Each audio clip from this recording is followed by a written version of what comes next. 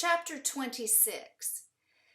Sam guessed her mood for the next 2 days radiated off of her effectively enough that no one even looked at her.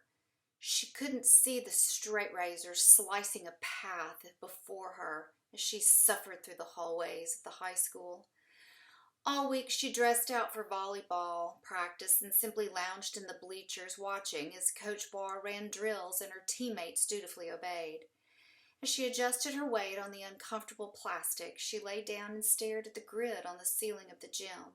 The steel crisscrossed in an uncomprehendable pattern, just like her life. That bitch! Did she say that out loud? Sam looked around, but absolutely no one she knew hovered nearby. She couldn't take it anymore. The stares, the whispers, the invisible injured athlete.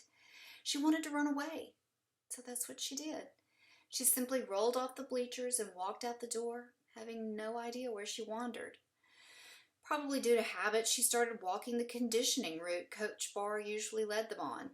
The day's temperature proved in neutral, just like her life. Not particularly warm or particularly cool, but for Texas, this didn't suck, but was rare, perfect. Made you wonder why you didn't live in a state that had real seasons, the longest one being spring.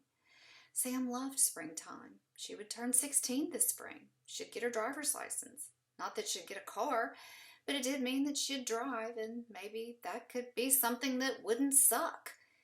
Lily's birthday would happen in a few days. She'd been talking about her party at the skating rink for weeks now. How old would she be?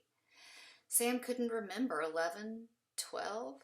How was it that Sam couldn't even remember how old her sister was going to be? On and on Sam's mind wandered. Maybe that's why she didn't notice the pain in her leg. Or maybe she did notice, and the pain felt good. Maybe that's why Sam began to run. The greater the pain in her leg, the less the pain in her heart. Every pound of the pavement sent shockwaves through her body and blasted out the image of Aubrey in her head on Brandon's shoulder. Her head, not Aubrey's head, should be on Brandon's shoulder. Pound, pound, pound.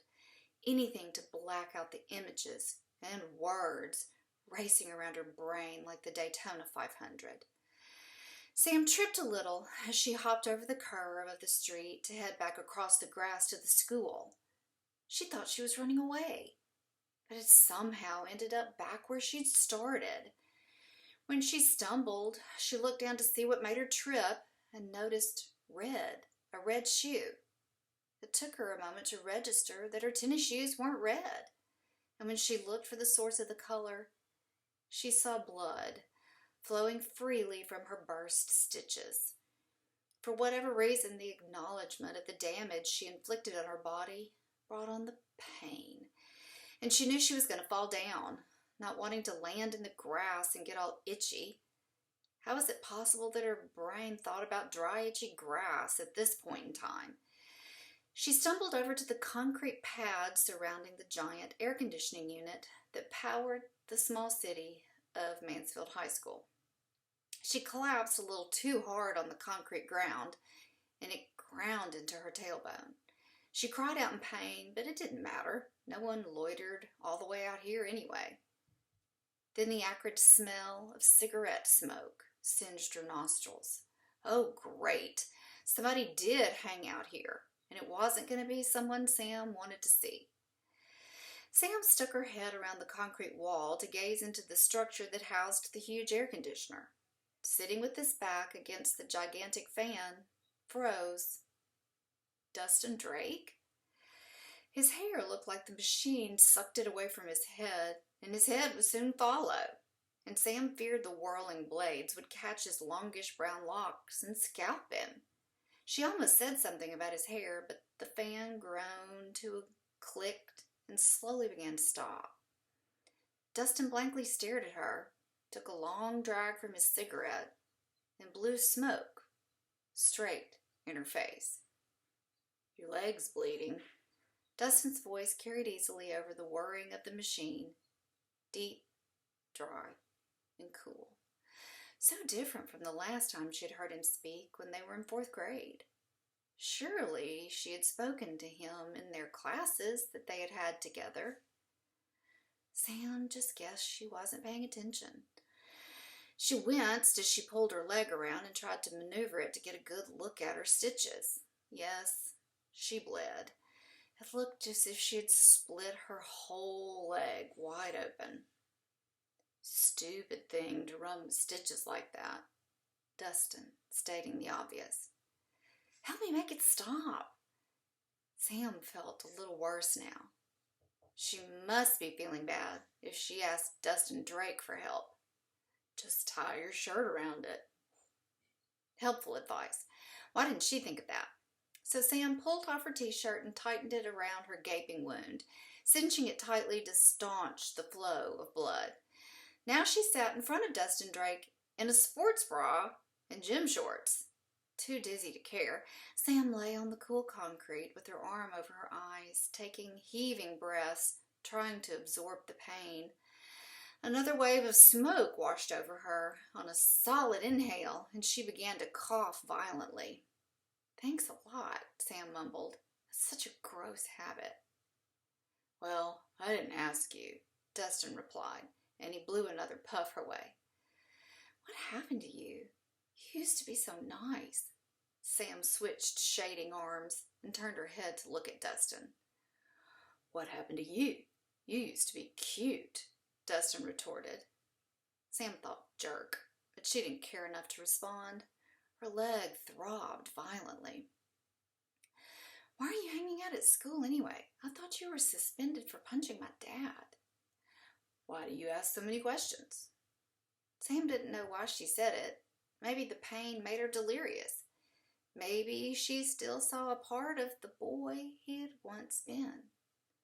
You know, I liked you in the 4th grade. You had the most beautiful voice I'd ever heard. What? How would you know? Dustin's response sounded bad-tempered, but Sam didn't care. She pressed on. In the graduation program, I stood right in front of you. I can't sing at all, so I would just mouth the words and listen to you sing. I could even feel your breath on the back of my neck. It was wonderful. You know, after graduation, I crushed on you all summer, but we didn't have any classes together in the 5th grade. So sad. So I moved on, but I'll never forget your voice, though. Sam turned her head to smile at Dustin, but his eyes faded. He rose from the ground and stamped the cigarette out, a little too close to Sam's head. She heard the crunch of the cigarette on the concrete and it grating under his shoe, and his black laces almost touched her face. Sam looked up, trying to find the boy she once knew, but the shadows obscured all of Dustin Drake. He didn't say a word, but simply stepped over her bleeding, aching body, threw up his hood, and walked away. From some unknown place, lost in some forgotten memory of an extremely off-key, Sam began to belt out, I believe I can fly. I believe I can touch the sky. In the midst of her horrible rendition and pain-induced delirium, Sam thought she heard it. Yep, she heard it. A very small, yet very real